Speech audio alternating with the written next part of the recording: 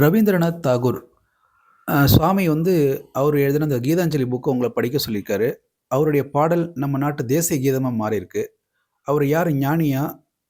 அவர பத்தி சொல்லுங்க.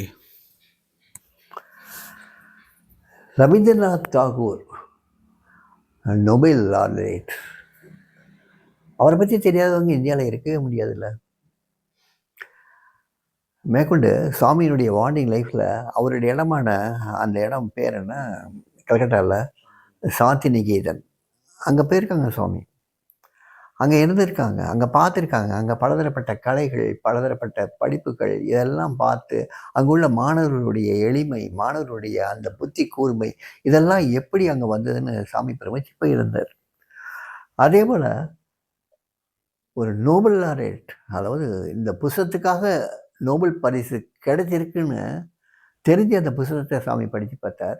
அது ஒரிஜினல் வந்து பெங்காலியில், ஆனால் டிரான்ஸ்லேட் பண்ணது இங்கிலீஷில் அவரே டிரான்ஸ்லேட் பண்ணியிருப்பார், தாகூரே டிரான்ஸ்லேட் பண்ணியிருப்பார்.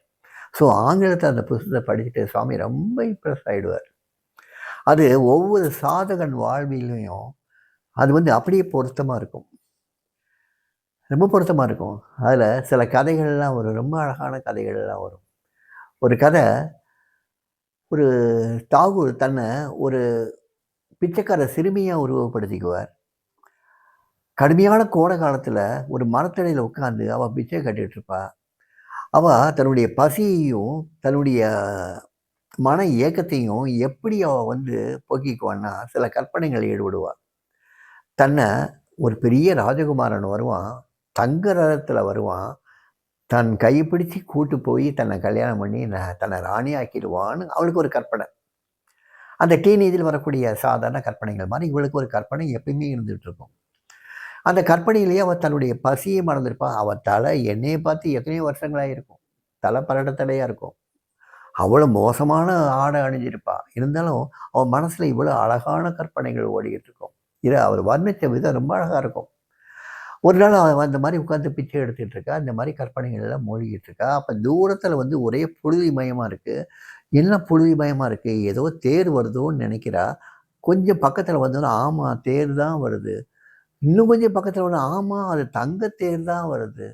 இன்னும் கொஞ்சம் பக்கத்தில் வந்தோன்னு தெரியுது, அதை ஒரு ராஜகுமாரன் தான் ஓட்டிகிட்டு வர்றான்.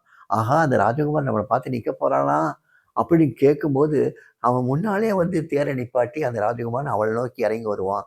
ஆஹா, நம்மளை கையை பிடிச்சி கூட்டு போக வர்றானா அப்படின்னு அவன் நினைக்கும்போது, அவன் தன் கையை நீட்டி எனக்கு கொடுக்கறதுக்காக நீ என்ன வச்சிருக்கேன்னு கேட்பான். அவளுக்கு ஒன்றுமே புரியாது, என்ன செய்கிறதுனே தெரியாது. தான் மிச்சம் எடுத்த அந்த தானியத்திலேருந்து கொஞ்சம் தானியத்தை எடுத்து அவன் கையில் கொடுப்பான். அவன் அதை வச்சுட்டு சிரிச்சுக்கிட்டே மறுபடியும் தேரை ஏறி போயிடுவான். அவளுக்கு ஒரே கவலையாகிடும். அன்றைக்கி சாயங்காலம் வீட்டுக்கு போவாள். தான் பிச்சை எடுத்த பொருள் எல்லாம் ஒரு முறத்தில் வந்து தட்டுவா.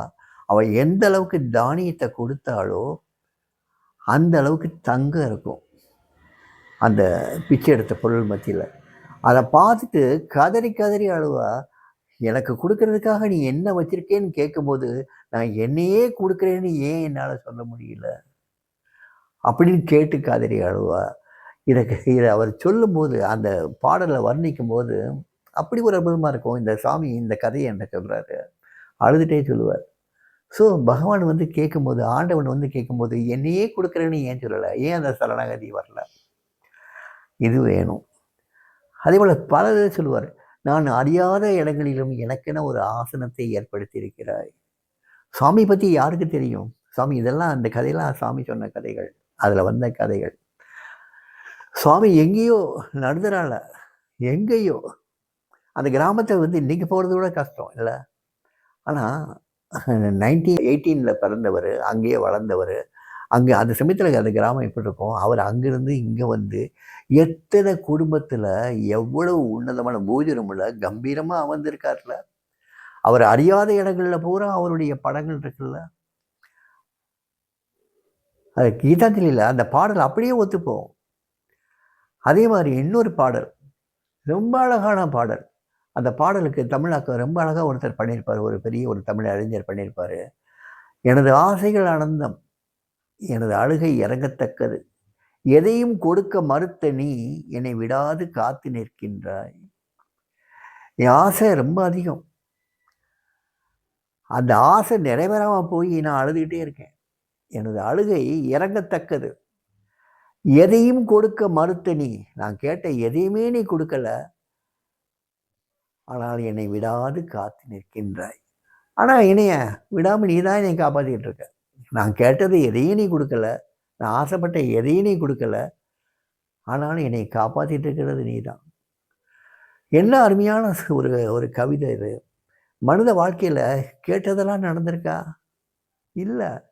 நம்ம ஆசைப்பட்டதெல்லாம் நடந்திருக்கா? இல்லை. நம்ம அழுகையை போக்கியிருக்கா? இல்லை. ஆனாலும் தெய்வம் நம்மளை காப்பாற்றிக்கிட்டே இருக்கு. நம்ம வாழ்ந்துக்கிட்டே தான் இருக்கோம். ஸோ இந்த மாதிரி பலதரப்பட்ட கதைகள் அதில் வரும் கீதாஞ்சலியில். கீதாஞ்சலியை எடுத்து படித்து பார்த்தீங்கன்னா நம்ம வாழ்க்கையில் அப்படியே பொருந்தும். ஸோ இதை சாமி படிக்க வச்சார். படிக்க வச்சதுனால எனக்குள்ள பெரிய மாற்றங்கள்லாம் ஏற்படுத்தி, சாமி எல்லாத்தையும் கொடுத்துருவார், எல்லாம் கொடுப்பார் அப்படின்னு நம்ம ஆசைப்பட்டதெல்லாம் கொடுப்பார்னு நம்ம நினச்சிக்கிட்டு இருந்த காலம் போய், சாமி நமக்கு என்ன கொடுக்கணும்னு நினைக்கிறாரோ, எப்படி கொடுத்து நம்மளை காப்பாற்றணும்னு நினைக்கிறாரோ, எதை கொடுத்தா இவன் ஆண்டவனை நோக்கி பயணப்படுவான்னு நினைக்கிறாரோ அதைத்தான் கொடுப்பாரு அப்படிங்கிறத தெரிஞ்சுக்கிறதுக்காக இந்த புஸ்தகம் வந்தது. இந்த கீதாஞ்சலி புஸ்தகம் அப்பேற்பட்ட புஸ்தகம். அந்த எழுதின ரவீந்திரநாத் தாகூர் ஒரு பெரிய ஞானி. அதனால தான் இந்த சாந்தி நிகேதன் மாதிரி உள்ள இடங்களெல்லாம் அவரால் உருவாக்க முடிஞ்சது. அப்பேற்பட்ட ஞானி.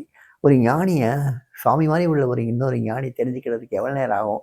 அவருடைய ஒர்க்ஸை படிக்க வச்சார்ல. ஆனால் எல்லாருக்குமா அந்த புக்கு கொடுத்தாரு? குறிப்பிட்ட சில பேருக்கு. அந்த சாதகர்கள் அந்த புக்கை படித்து நல்லா வந்திருக்காங்க. சுவாமி இந்த மாதிரி எத்தனை ஞானிகளுடைய இதை படிக்க வச்சுருக்காரு.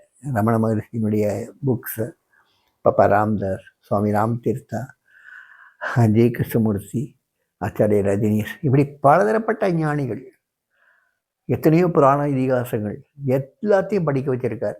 படிக்க சொல்லியிருக்கார். சிலவங்களை கம்பல் பண்ணி படிக்க வச்சிருக்கார். ஆனால் படிக்கணும். சாமி சொன்ன புக்கை படிக்கணும். படித்தா அதுலேருந்து நிறைய நம்ம தெரிஞ்சுக்கலாம். தெரிஞ்சுக்கிற மட்டும் இல்லை, நம்ம வாழ்க்கை ஒழுங்குபடும். வாழ்க்கை அதனுடைய தடத்தில் போகும். நல்லா வாழ்ந்துடலாம்.